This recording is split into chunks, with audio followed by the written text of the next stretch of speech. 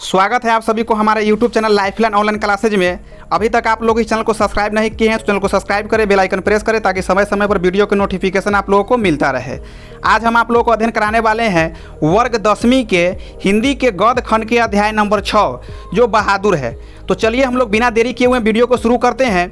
जैसा कि आप लोग देख रहे हैं, आप लोगों के सामने जो अध्याय है बहादुर, तो थोड़ा इस पाठ के बारे में आप लोगों को परिचय करा देते हैं को। जैसा कि बहादुर पाठ जो है, ये बहादुर पाठ के लेखक जो है, इस बहादुर पाठ के लेखक जो है अमरकांत है। लेखक जो है अमरकांत है, ध्यान रखिएगा आप लोग, लेखक अमरकांत, लेखक अमरकांत है।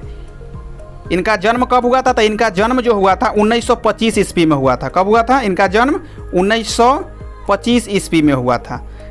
कहाँ जन्म हुआ था? तो बलिया उत्तर प्रदेश में, बलिया उत्तर प्रदेश में इनका जन्म हुआ था। किनका? तो अमरकांत जी का। और इनका मृत्यु कब हुआ था? तो इनका मृत्यु जो हुआ था, इनका मृत्यु हुआ था 2014 ईस्वी में। 2014 ईस्वी में इनका मृत्यु हुआ था। तो चलिए अब क्वेश्चन की तरफ बढ़ते हैं और पहला क्वेश्चन को देखते हैं। पहला क्वेश्चन है आप लोगों के सामने कि मौत का नगर किस लेखक की कहानी संग्रह है? मौत का नगर जो कहानी है किस लेखक की कहानी संग्रह है? ऑप्शन है Anamika Mahadevi Verma, doctor Ramvilas Sharma, option number D Ramakant. तो ऑप्शन नंबर डी हो जाएगा आप लोगों का, रामाकांत जी का है। चलिए अगला क्वेश्चन की तरफ देखते हैं। अगला क्वेश्चन है आप लोगों के सामने कि अमरकांत को किस कहानी के लेखन के लिए पुरस्कृत किया गया? अमरकांत जी को किस कहानी के लिए पुरस्कृत किया गया था? तो मौत का नगर, ग्राम सेविका, डिप्टी कलेक्टरी, जिंदगी और जोंक। तो ऑप्शन नंबर आप लोगों का हो जाएगा सी नंबर, डिप्टी कलेक्टरी के लिए सम्मानित किया गया था अमरकांत जी को।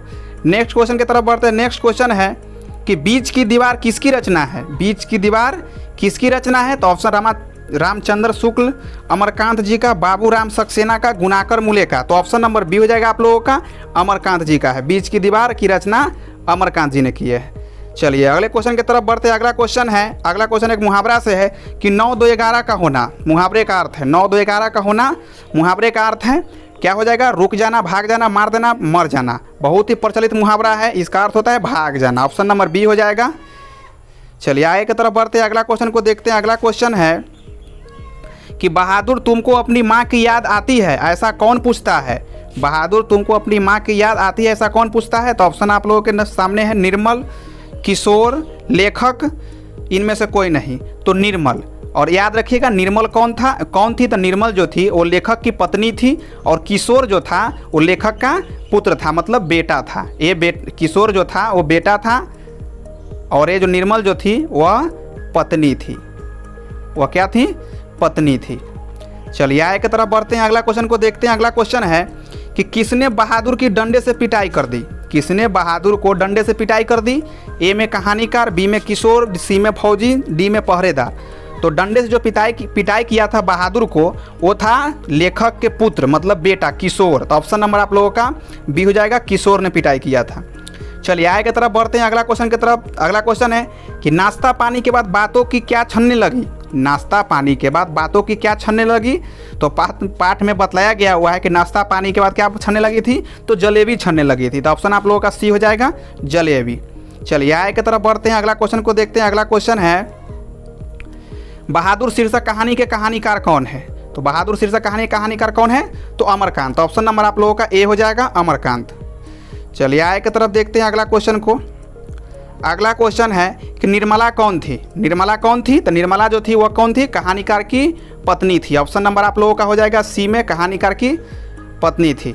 चलिए आगे की तरफ बढ़ते हैं। अगला क्वेश्चन को देखते हैं। बहादुर कहाँ से भाग कर आया था? तो बहादुर कहाँ से भाग कर आया था? वो अपने माँ के पिटाई खाकर कहाँ से भाग कर आया था? तो वो नेपाल से भाग कर आया था। ऑप्शन नंबर आप लोगों का डी हो जाएगा, नेपाल से।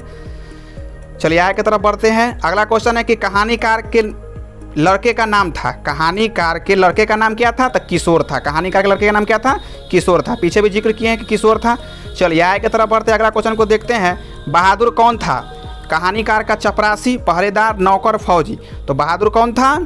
लेखक के यहाँ पर नौकर था। ऑप्शन नंबर सी हो जाएगा आप लोगों का। चलिए आगे की तरफ बढ़ते हैं। अगला क्वेश्चन को देखते हैं। अगला क्वेश्चन है कि अमरकांत जी ने स्वाधीनता संग्राम में कब भाग लिया?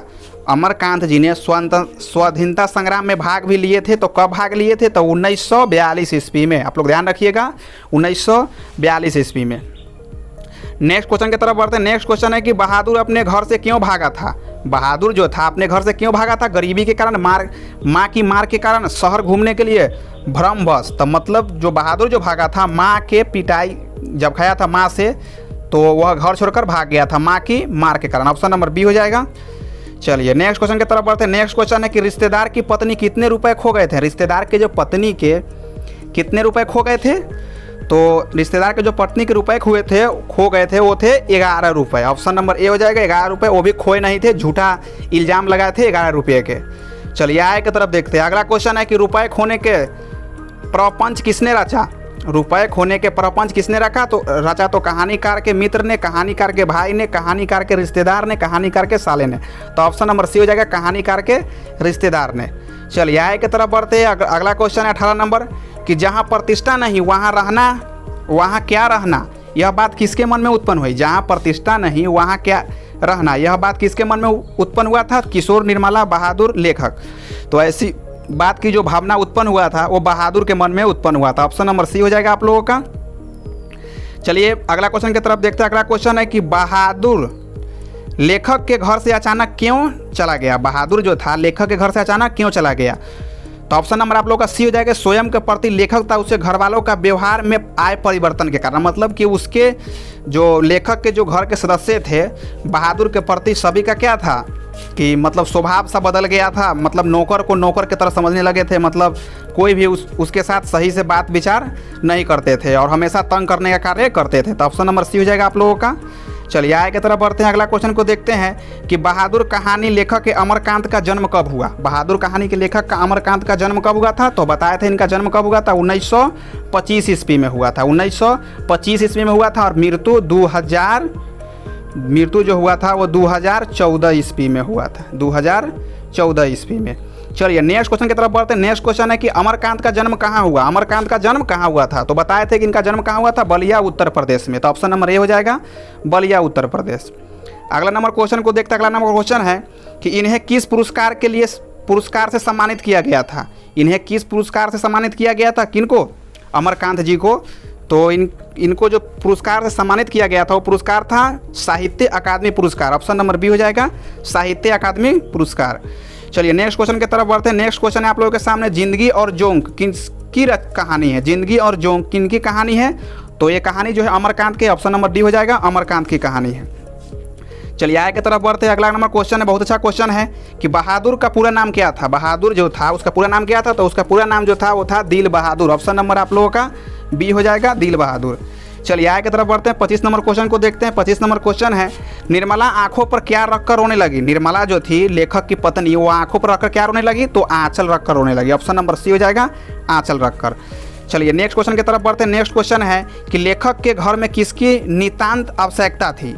मतलब लेखक के घर में किसकी अत्यंत आवश्यकता थी? तो थी वो नौकर की आवश्यकता थी। ऑप्शन नंबर आप लोगों का ये हो जाएगा नौकर की आवश्यकता थी। चलिए 27 नंबर ऑब्जेक्टिव को देखते हैं। माँ के डर से लड़का रात भर कहाँ छिपा रहा। माँ के डर से पिटाई जब खाया था बहादुर तो कहाँ छिप कर रहा था? तो जंगलों में। आप लोग का आंसर हो जाएगा ऑप्शन नंबर बी, जंगलों में छिप कर रहा था। चलिए 28 नंबर क्वेश्चन को देखते हैं कि लड़के ने हंडिया से कितने रुपए निकाले थे। लड़के ने हंडिया से कितने रुपए निकाले थे? मतलब बहादुर जब अपने माँ के हाथ से पिटाई खाया तो कितने रुपए निकाले थे? तो ऑप्शन आप लोगों का है यहाँ पर 5 रुपये, 2 रुपये, 3 रुपये, 6 रुपये। तो 2 रुपये निकाले थे हंडिया से। 29 नंबर ऑब्जेक्टिव है कि इस मोहल्ले में बहुत डैश लोग रहते हैं। इस मोहल्ले में बहुत डैश लोग रहते हैं। तो तुच्छ, धनी, गरीब, विश्वासी। तुच्छ लोग रहते हैं। ऑप्शन नंबर ए हो जाएगा तुच्छ लोग रहते हैं। 30 नंबर ऑब्जेक्टिव है कि बहादुर लेखक की पत्नी निर्मला को किस रूप में देखता था। बहादुर जो था नौकर, वो लेखक के पत्नी निर्मला को किस रूप में देखता था? तो देवी के रूप में, बहन के रूप में, भाभी के रूप में, माँ के रूप में। तो ऑप्शन नंबर डी हो जाएगा माँ के रूप में था। मतलब बहादुर जो था लेखक के पत्नी को ही अपना माँ समझता था।